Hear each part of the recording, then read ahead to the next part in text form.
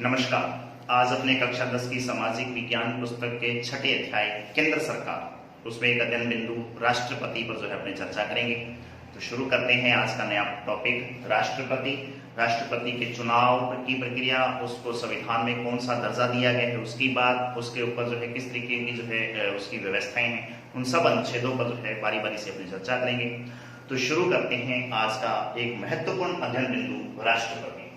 सबसे पहले बात याद रखनी है कि राष्ट्रपति को याद रखने के लिए हमें संविधान के कुछ अनुच्छेदों का जो वर्णन दिया गया है उनके बारे में थोड़ा अध्ययन करना बहुत जरूरी है। तो उसके लिए एक ट्रिक है, यदि आप उस ट्रिक से याद कर पाओ, अन्यथा आपको थ्योरिकल तरीके से तो याद करना ही है, बहुत महत्वपूर्ण है। ट्रिक से थोड़ा आसान हो जाएगा इसको याद करने का। तो वो ट्रिक इस तरीके से है कि राष्ट्रपति के जो एक प्रकार से पद से लेकर और उसको पद से हटाने तक जितने भी जो अनुच्छेद हैं, अनुच्छेद 52 में जो है एक प्रकार से इसका वर्णन दिया गया और यहाँ से लेके आगे तक जो है एक प्रकार से इन अनुच्छेदों को एक ट्रिक के माध्यम से पिरो दिया गया है ताकि आसानी से इसको याद किया जा सके। तो उसमें जो है एक प्रकार से इसका जो ट्रिक है वो ये है, रास निमित्त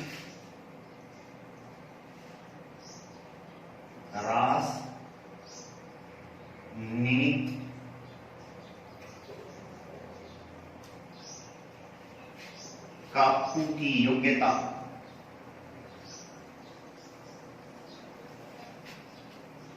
शर्त समान है। ये एक सीधा सा ट्रिक है, रास निमित्त काकू की योग्यता शर्त समान है। अब इसका क्या महत्व होता है, क्या मतलब है इसका, उसके बारे में जो है चर्चा करते हैं। तो सबसे पहले देखो, रास में ये रा लिखा है, इस रा का मतलब है राष्ट्रपति के पद का वर्णन अनुच्छेद 52 में किया गया है। तो इसके रा के नीचे जो है आप 52 लिख सकते हो ताकि पता लग जाए कि अनुच्छेद 52 में राष्ट्रपति पद का वर्णन दिया गया है। सै का मतलब क्या है, तो सै का मतलब है संवैधानिक प्रधान। अनुच्छेद 53 में जो है इसको संवैधानिक प्रधान का जो है प्रकार से दर्जा दिया गया है। अर्थात राष्ट्रपति भारतीय संसद का और केंद्र सरकार का अपने आप में क्या है जी, एक कार्यपालिका का, खासतौर पे बोलेंगे तो एक संवैधानिक प्रधान है।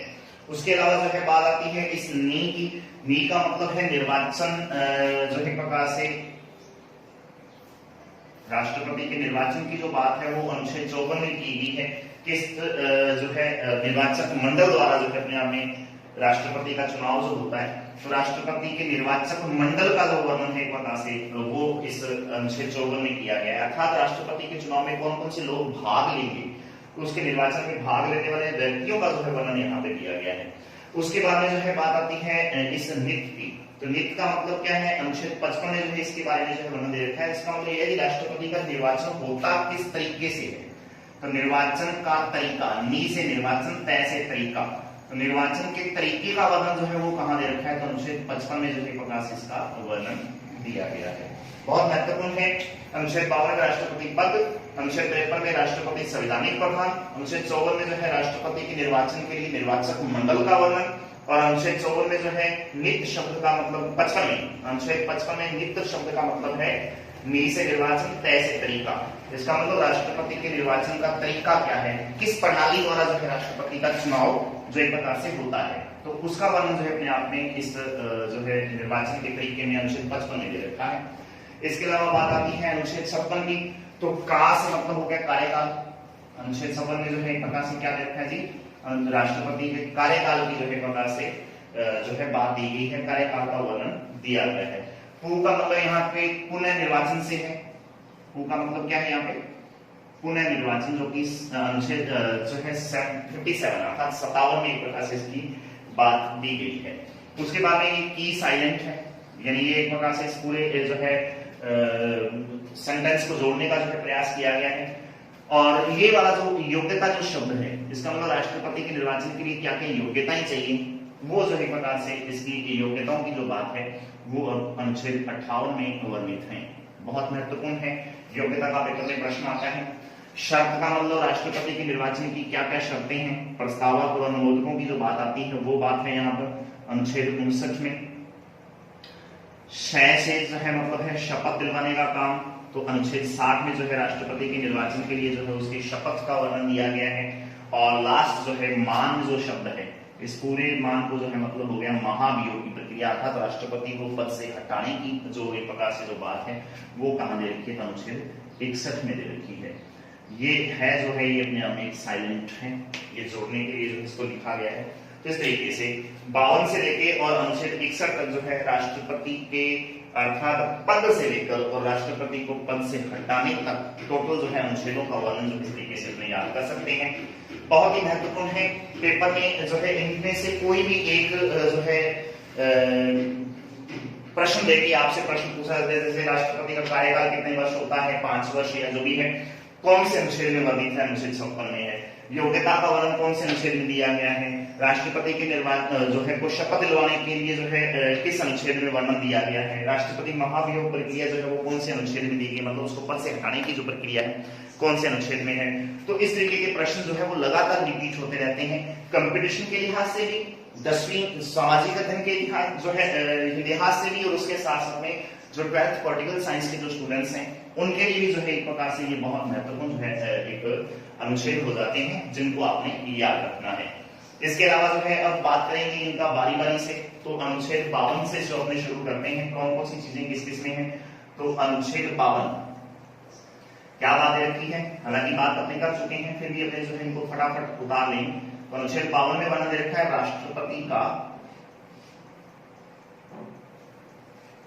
पद या राष्ट्रपति के पद का प्रावधान, अर्थात राष्ट्रपति पद का जो प्रावधान है वो अपने आप में इस अनुच्छेद 52 में वर्णित है। काफी महत्वपूर्ण है कि भारतीय संविधान का कौन सा अनुच्छेद है जो राष्ट्रपति के पद का वर्णन करता है, तो अनुच्छेद 52 में प्राय इसका अनुच्छेद जो एक प्रकार से 53 है, 53 जो अनुच्छेद है वो क्या कहता है, राष्ट्रपति जो है कार्यपालिका का क्या है, कार्यपालिका का संवैधानिक, यानी इसको नाम मात्र बोल देंगे, नाम मात्र का प्रधान है। अब बात आती है वास्तविक प्रधान कौन है, तो वास्तविक प्रधान प्रधानमंत्री सहित मंत्री परिषद जो होती है वो अपने आप में वास्तविक प्रधान होती है पूरी की पूरी शासन व्यवस्था की। और भारत की जो है शासन व्यवस्था या जो कार्यपालिका है जिसने शासन को संचालित करना है, उस कार्यपालिका का जो संवैधानिक प्रधान है वो अपने आप में राष्ट्रपति होता है। और इस बात का वर्णन जो है कहां दे रखा है, तो अनुच्छेद 53 में जो है इसका वर्णन दिया गया है। बात आती है अनुच्छेद 54 की। तो अनुच्छेद 54 में जो है वर्णन है वो दे रखा है राष्ट्रपति के निर्वाचन में निर्वाचक मंडल, तो निर्वाचक मंडल का प्रावधान। अब निर्वाचक मंडल का मतलब क्या है ये आपको समझना है। निर्वाचक मंडल का मतलब है राष्ट्रपति के निर्वाचन में कौन कौन से लोग या कौन कौन से व्यक्ति जो है भाग लेंगे। क्योंकि हमें पता है कि राष्ट्रपति का निर्वाचन अप्रत्यक्ष रूप से होता है, मतलब जनता द्वारा चुने हुए प्रतिनिधि ही इसका एक प्रकार से क्या है निर्वाचन करते हैं। इसलिए अप्रत्यक्ष रूप से निर्वाचन होगा तो फिर इसमें कौन कौन से लोग शामिल होंगे, कौन कौन से नेता लोग जो है इसमें शामिल होते हैं। तो याद रखें कि राष्ट्रपति के निर्वाचन में संसद के सभी निर्वाचित सांसद मतलब एमपी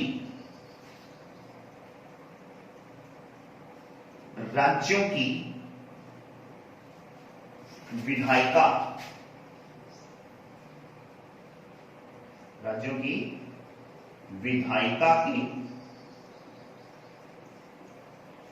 निर्वाचित एमएलए तथा दिल्ली व पुडुचेरी के, पुडुचेरी की जो विधायिका या जो विधानसभा है, पुडुचेरी विधानसभा से नहीं, पुडुचेरी विधानसभा के निर्वाचित एमएलए। अब इस बात को जो है आप समझें, क्या जो है बताने का ये प्रयास कर रहा है। ये सारे लोग जो है राष्ट्रपति के निर्वाचन में भाग लेंगे। अब देखो राष्ट्रपति का निर्वाचन करने के लिए कौन कौन से सदस्य जो है इसमें शामिल होते हैं, तो याद रखेंगे एक तो संसद के सभी जो है निर्वाचित एमपी जो होते हैं अर्थात सांसद होते हैं, अब संसद का मतलब यहाँ पे लोकसभा और राज्यसभा दोनों से है। लोकसभा के जो निर्वाचित सदस्यों की जो संख्या है 545 टोटल है, उनमें से 543 निर्वाचित होते हैं, याद रखिए 543 लोकसभा के जो है एक प्रकार से क्या है कि जो निर्वाचित सदस्यों की संख्या होगी। उसके अलावा जो है एक प्रकार से 12 राज्यसभा के जो है मनोनीत सदस्य होते हैं, उनके अलावा बचे हुए टोटल 245 है, तो 12 निकाल दोगे तो 233, अर्थात राज्यसभा के जो है एक प्रकार से कितने हैं जी 233 सदस्य ऐसे हैं जो कि क्या है जी निर्वाचित हैं राज्यसभा के। तो इन दोनों को यदि मिला दिया जाए, लोकसभा और राज्यसभा दोनों को मिला दिया जाए तो कितना हो जाएगा जी 776 एमपी हो जाएंगे, अर्थात संसद के 776 जो है एमपी यानी मेंबर ऑफ पार्लियामेंट जिसको आप सांसद बोल देते हो वो निर्वाचन में भाग लेंगे, प्लस राज्यों की जो विधायिका। अब इस विधायिका के अंदर भी दो चीजें हैं, एक विधानसभा और एक विधान परिषद। आपको पता होगा जम्मू कश्मीर को यदि अब छोड़ दिया जाए क्योंकि वो केंद्र शासित प्रदेश हो चुका है, तो उसके अलावा वर्तमान में 6 ऐसी जो है राज्य हैं जिनके अंदर विधायिका के अंदर 2 सदन हैं, बाकी में लगभग एक ही, जैसे विधानसभा राजस्थान में, पंजाब में, हरियाणा में जिस तरीके से है, ठीक है। और 6 ऐसे जो है राज्य हैं भारत के जिनमें विधायिका द्विसदनीय है, अर्थात वहां पे विधानसभा भी है और विधान परिषद भी है। नेक्स्ट जो अपने लेसन आएगा 7वां राज्य केंद्र राज्य सरकार, उसमें जो अपने इसके बारे में खास तौर पर चर्चा करेंगे। तो विधायिका के जो एक प्रकार से निर्वाचित सदस्य मतलब राज्यों की जो एक प्रकार से जो सरकारें हैं उसमें जिनको अपने एमएलए बोल देंगे वो निर्वाचित एमएलए, चाहे वो विधायिका अर्थात विधानसभा के जो एक प्रकार से निर्वाचित हो, चाहे वो राज्य जो एक प्रकार से इसके विधान परिषद के निर्वाचित सदस्य हैं, तो वो जो है एक प्रकार से इसमें भाग लेंगे। तो 28 राज्य बच गए हैं वर्तमान में, और 2 केंद्र शासित प्रदेश हैं, जो है एक प्रकार से दिल्ली, पुडुचेरी और दिल्ली, यहाँ के भी जो है विधानसभा के जो निर्वाचित एमएलए हैं ये अलग अलग राज्यों के अलग अलग निर्वाचित होते हैं। जैसे राजस्थान की विधायिका की अर्थात विधानसभा की बात करें तो 200 एमएलए हैं, यूपी की एक प्रकार से विधायिका अर्थात विधानसभा की बात करें तो विधानसभा के अंदर 403 एक प्रकार से एमएलए हैं, विधान परिषद में वहां अलग होंगे। तो इस तरीके से एक प्रकार से सभी राज्यों के एमएलए जो निर्वाचित हैं वो सारे के सारे इसमें भाग लेंगे, प्लस 2 केंद्र शासित प्रदेश हैं दिल्ली और पुडुचेरी, जिसको पहले पांडिचेरी के नाम से जानते थे। ये दोनों जो एक प्रकार से केंद्र शासित प्रदेशों के जो एक प्रकार से निर्वाचित एमएलए हैं वो राष्ट्रपति के निर्वाचन में भाग लेंगे। इन सभी सदस्यों को क्या कहा जाता है? निर्वाचक मंडल कहा जाता है, यानी जो केवल निर्वाचित हैं उनको निर्वाचक मंडल के नाम से पुकारा गया है। इसके अलावा बात आती है अनुच्छेद 55 की, बहुत महत्वपूर्ण है। तो अनुच्छेद 55 जो है वो बताता है राष्ट्रपति का चुनाव किस तरीके से होता है, निर्वाचन का तरीका, राष्ट्रपति के निर्वाचन का तरीका जिसमें जो है दे रखा है, किस तरीके से एक प्रकार से राष्ट्रपति का निर्वाचन होता है।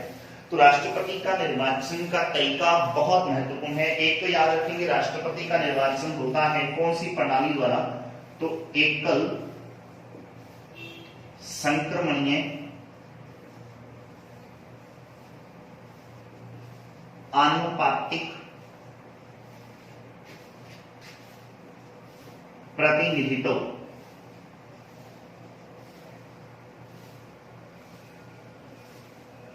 प्रणाली द्वारा,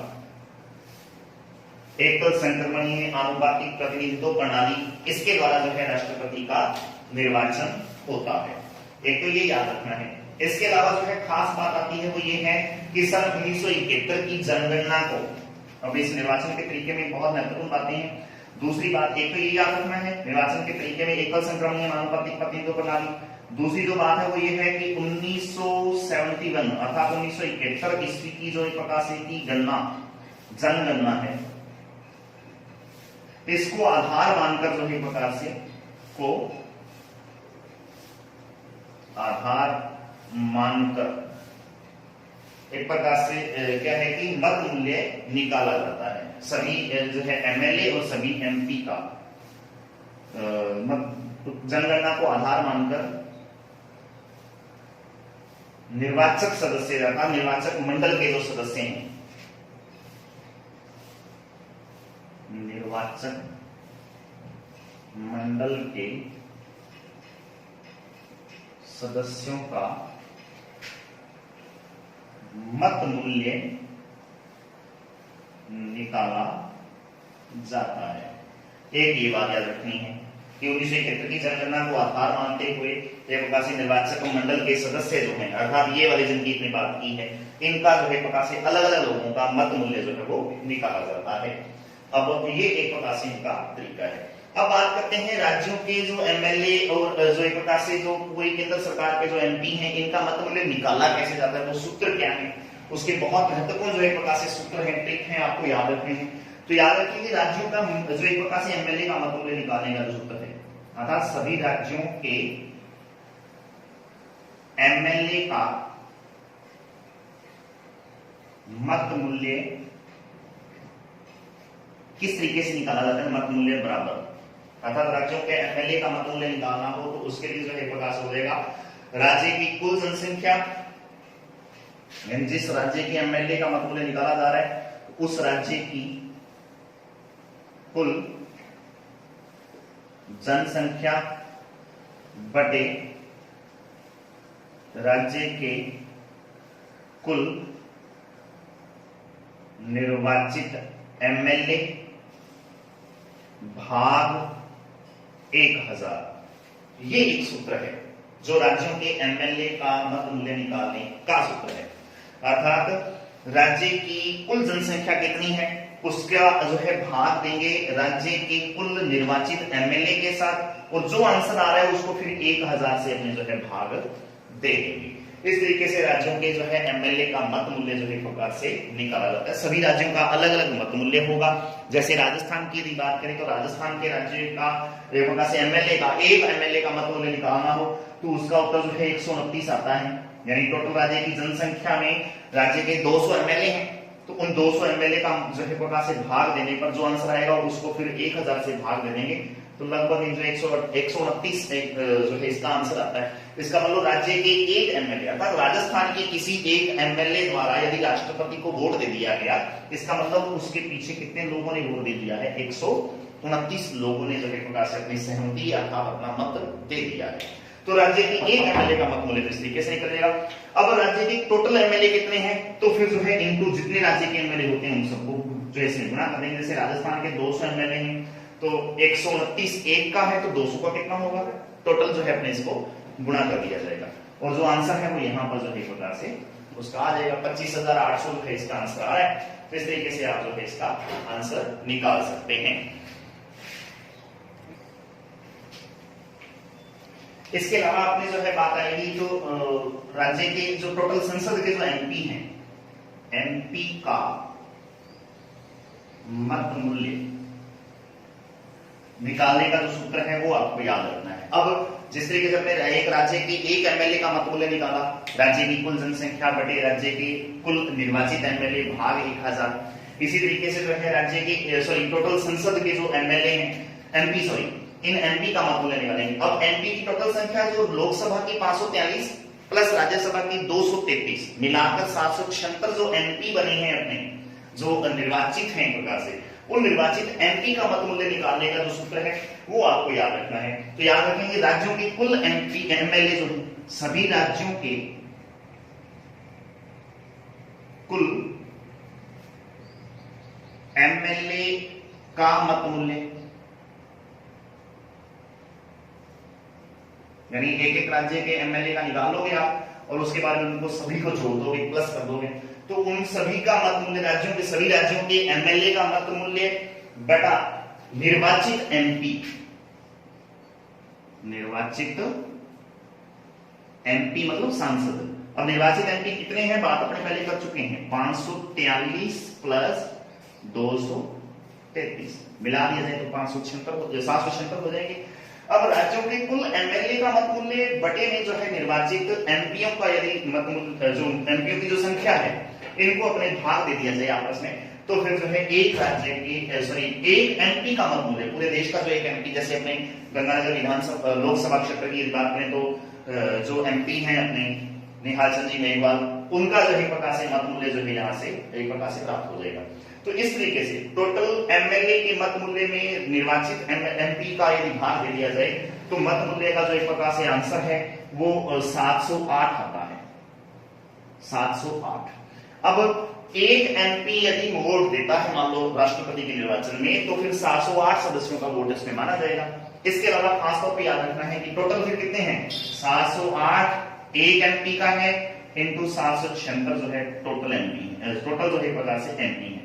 आप गुना कर देंगे तो उत्तर आ जाएगा जो भी, वो अपने आप में सभी एमपीओं का जो है मत मूल्य निकल जाएगा। सभी राज्यों का एमएलए का मत मूल्य प्लस सभी एमपी का मत मूल्य, दोनों को जोड़ दिया जाएगा तो 10,98,000 समथिंग एक प्रकार से इनकी जो है वोट की जो है संख्या बनती है, मत की संख्या बनती है। उन्हीं 10,98,000 वोटों में से जितने राष्ट्रपति एक प्रकार से खड़े होते हैं, ठीक है जी, जैसे मान लो राष्ट्रपति उम्मीदवार के लिए जो है मान लो टोटल उम्मीदवारों की संख्या 5 है, तो फिर उनमें जो है सबसे ज्यादा वोट लेने वाला व्यक्ति जो है वो अपने आप में आगे रेस में चलता जाएगा, और जो पीछे रहेंगे वो अपने आप में बाहर होते चलेंगे। अंत में 2 बचेंगे, उनमें जिनके पास सबसे ज्यादा वोट हो जाएंगे तो वो एक प्रकार से जीत का ध्वज में माना जाता है।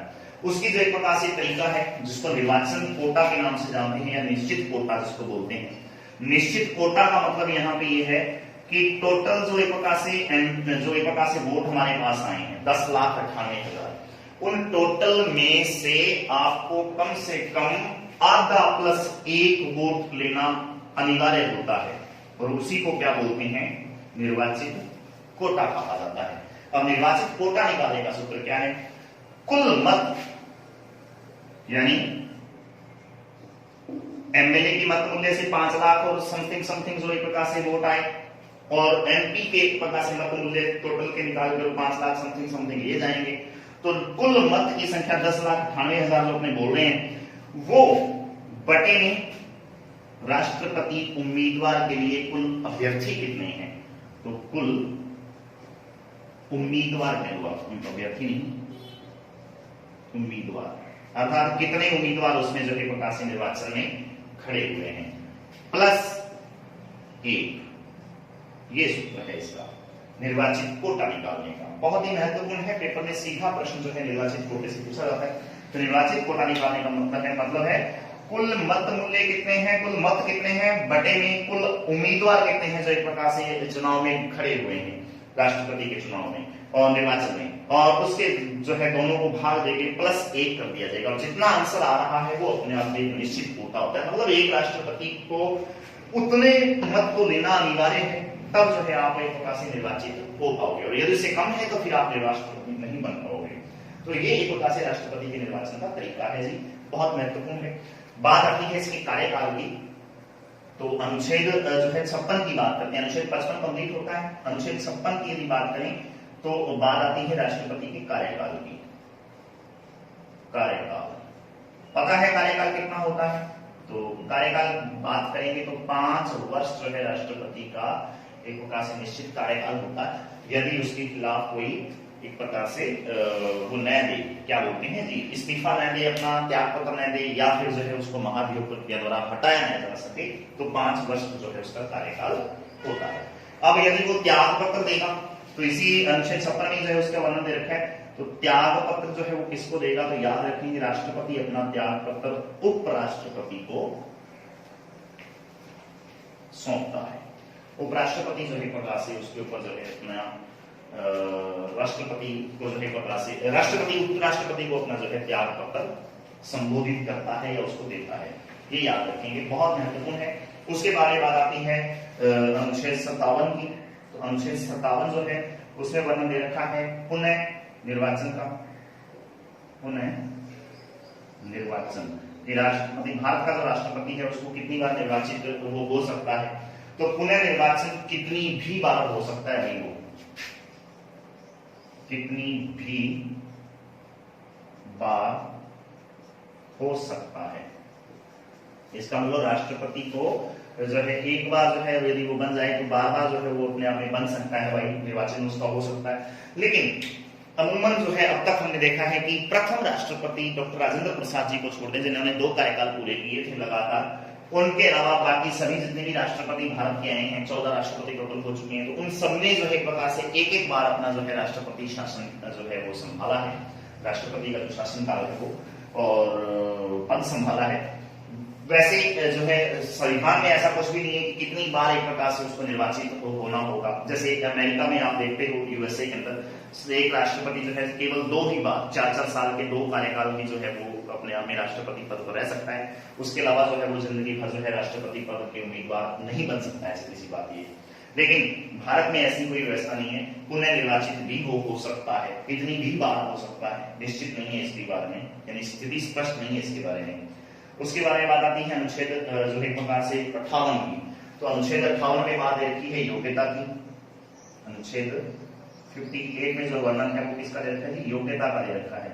अब योग्यता क्या है तो याद रखेंगे, राष्ट्रपति के निर्वाचन की जो योग्यता है वो दे रखी है। खासतौर पे आपको उम्र याद रखनी, भारत का नागरिक होगा, दिवालिया पारदर्शी होगा, लोकसभा का सदस्य बनने की एक प्रकार से क्या है कि वो योग्यता रखता होगा। ये सारी बातें तो होंगी। उसके अलावा याद रखना है आपको उसकी उम्र। तो उम्र जो है 35 वर्ष की आयु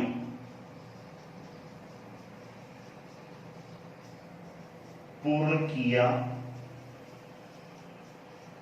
होना चाहिए। तो 35 वर्ष की आयु जो है एक प्रकार से पूर्ण होने वाला व्यक्ति ही एक प्रकार से क्या है राष्ट्रपति के निर्वाचन में भाग लेगा, ये याद रखेंगे। तो ये एक प्रकार से महत्वपूर्ण जो है इसकी कुछ बातें हैं। उसके अलावा जो है इसमें जो है लोकसभा का सदस्य बनने की योग्यता रखता होगा। तो ये सारी चीजें जो है अपने राष्ट्रपति के 58 नंबर जो अनुच्छेद है उसमें योग्यता के संबंधित जो है बातें आ गई। तो अब जो है कुछ जो बचे हुए जो अनुच्छेद है उसके बारे में अपने जो है नेक्स्ट वीडियो में जो है चर्चा करेंगे। आज के लिए इतना ही। धन्यवाद। जय हिंद, जय भारत।